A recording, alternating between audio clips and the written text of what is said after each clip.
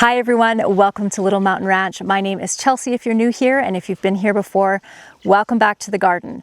I was not planning on doing a video today, but I just went down to the high tunnel and I found something that I promised that I would share with you guys, and I didn't want to pick it without you. So I went and grabbed the camera and we are going to go down to the high tunnel together and pick something that is very, very exciting here in my northern garden. The fact that it is the beginning of September and we have not even seen the whisper of a frost yet is pretty amazing. And we actually didn't get frost in the spring. Normally we'll have frost even by the beginning of June. We don't want to plant sensitive plants out in the garden until around the 10th of June to be on the safe side. We didn't see frost all the way, I want to say the whole entire month of May we didn't have frost either. So we have had an extremely long frost-free season this year, and it has done remarkable things for my garden. My squash patch is looking amazing, and it is possible that I will have all of my squash actually cure on the vine this year, which has never happened. So that's exciting. But what is I don't know if this is just dumb luck of the season. I think it's possible that it is, but my watermelons are actually reaching maturity, and I didn't think they would. I have an area in my garden right over here, we're gonna go check out in just a second, where I usually plant experimental crops. And last year I did northern melons, which did amazing. I have some that are actually ready to pick today. But this year I decided to try watermelons over there, and let me just show you. I showed you this little watermelon a couple of videos ago, and many of you who know how to grow watermelon told me that what I needed to wait for was this little curly tendril that is closest to the watermelon to turn completely brown and dry, which it is now. So it's nice and brittle. So I think this one's ready to pick. You also said to look for a light spot on the bottom of the watermelon here. So this isn't, I don't know. That's not super light. A lot of you said white, but this is also a really dark skinned watermelon anyway. So I'm not sure. And then the other thing, of course, is to knock on it. And we're listening for a hollow sound. You know, that doesn't really sound that hollow, does it? But then there's this big, beautiful watermelon over here, which I didn't even know was here until last week. This one, I do believe is ready. So we look over here, we have our little tendril that's all dry and brittle. And on the bottom side of this watermelon, we have a very distinct light spot. And if we knock on it, it sounds hollow. What do you guys think? Honestly, I'm kind of scared to pick it. We have another one over here. Let's see if the tendril on this one is dry. It is. So I don't know if you can see that down there, but the little tendril, which is right there, is dry as well. So this one is obviously a larger melon, so it's going to sound a little bit more hollow. I don't know, guys. Let's see if we have any more. We have a teeny tiny little one over here. And the little tendril's dry on that one too, but I'll just leave that one. We have another couple back there. We have another one here. Tendril's dry. Oh, that one. Hey, let's check the bottom of that one.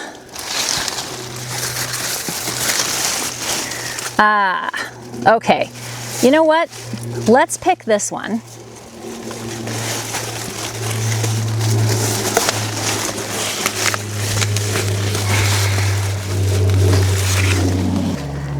And I feel like I should leave this one until this is a little bit more yellow on the bottom. And this one, I think we're gonna pick it. It is huge. Well, it's picked now. I've committed.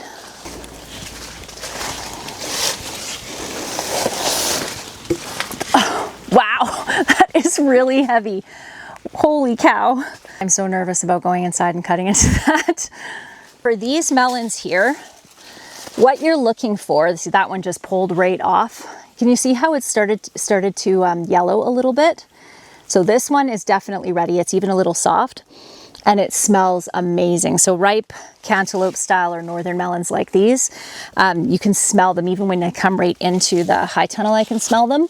So in comparison to this one here that's still quite green, along with this one back here, you can see the difference between the color of these two. See how this one is still quite green, but this one is ready. Look at these beautiful melons. Oh, we got a cucumber there.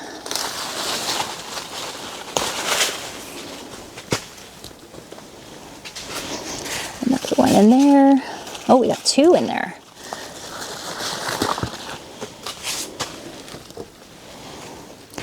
So we have this early dew melon here that is not looking, nor is it feeling ready yet. So we'll leave that one there. Actually, you know what? I'm gonna just bring this one up here and set it here because it's pretty heavy to be hanging on that plant. That's the only melon on this whole plant. Look at my ginger here. It's looking so awesome. I can't wait to dig under there and see what we have. So I mentioned my eucalyptus in a video a few weeks ago. I've never grown eucalyptus before, or not at least successfully, but I am this year, and you guys kind of scared me a little bit by telling me that this is going to grow into a huge tree. But I do have dreams of having a 4-season greenhouse and having this growing in there. So I'm going to try to limp it through the winter indoors, and then as soon as I get that greenhouse, it'll be going out into it. We have tons of beautiful tomatoes here, ready to pick. But I am so excited about these melons. I want to get them up into the house and cut into them. Nervous, but excited. All right, friends, it's the moment of truth. We're gonna start with the one that I know is ripe to begin with. It's nice and warm. And we'll work our way up to the big beauty over here. This is actually a little bit overripe. You see those darker spots there? They're still solid enough. They're not too soft, but that's a little bit overripe.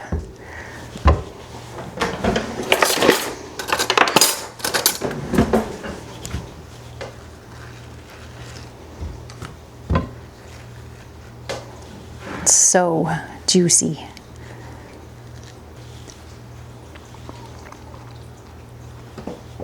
Oh my goodness. It's other level delicious. Next up, this watermelon.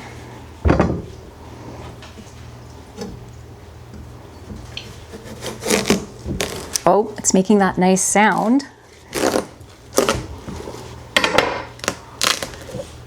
It's kind of red. It's a little bit, I think it should have waited a little bit longer, and that makes me nervous for this one now. Smells good though.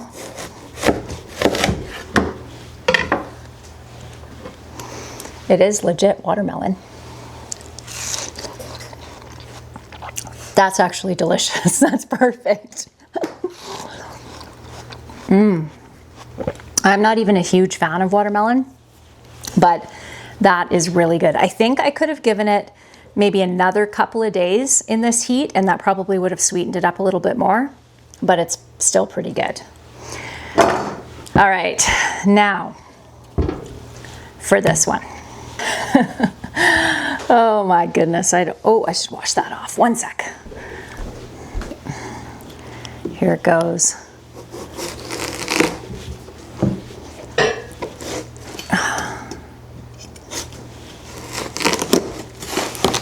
Oh my goodness.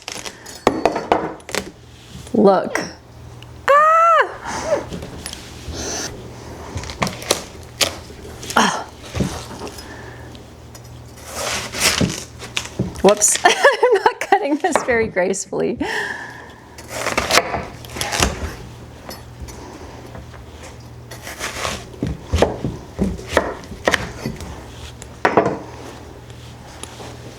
Okay, let's try it.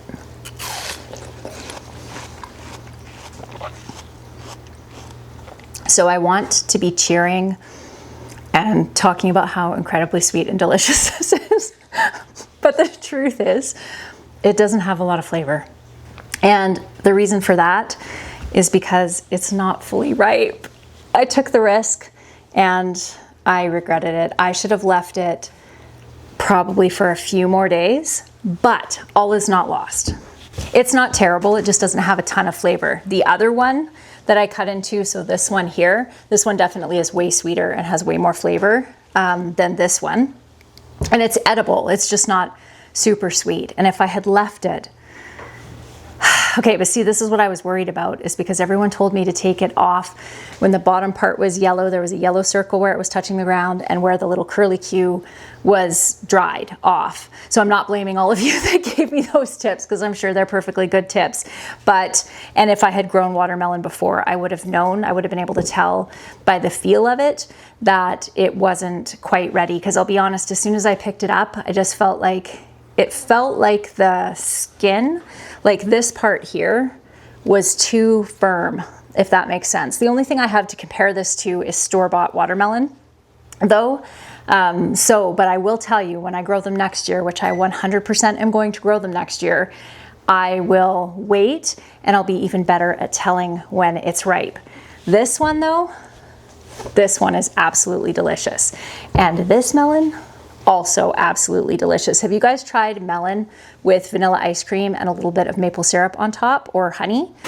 That is very delicious, and this is perfect, the perfect ripeness for that. So I'm looking at this a little bit more closely. You guys see the seeds? There are some dark seeds there, which to me indicate maturity. There's also still quite a few white seeds in there. So for those of you that know watermelon, were you able to tell as soon as I picked it that it wasn't ready? And if you were able to tell, how were you able to tell? And would all of these be black if this had been mature? How much longer should I have left it too? That's the other question. So I know, super short video today, but I really did want to share with you when I picked all of these. I wish it was a little bit more exciting when I'd actually cut them open and it had been bright watermelon pink on the inside, but sometimes that's just the way it goes. I hope you enjoyed hanging out with me nonetheless, and I look forward to seeing you next time. Bye everyone.